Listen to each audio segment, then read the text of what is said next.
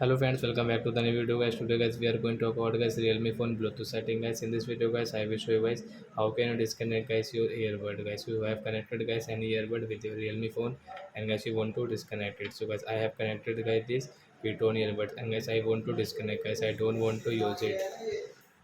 So friends, you want to disconnect guys your earbud, so guys you can disconnect. And guys now let's see how to disconnect. Guys first of all guys open your phone setting to disconnect. Then guys you can see guys your bluetooth settings, so guys tap here.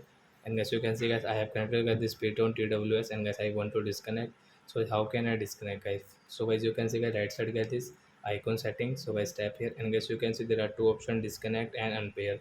So guys you want to unpair and disconnect, so I want to disconnect. So I will click on disconnect. So this earbud will disconnect guys, you can see. And guys I cannot use it.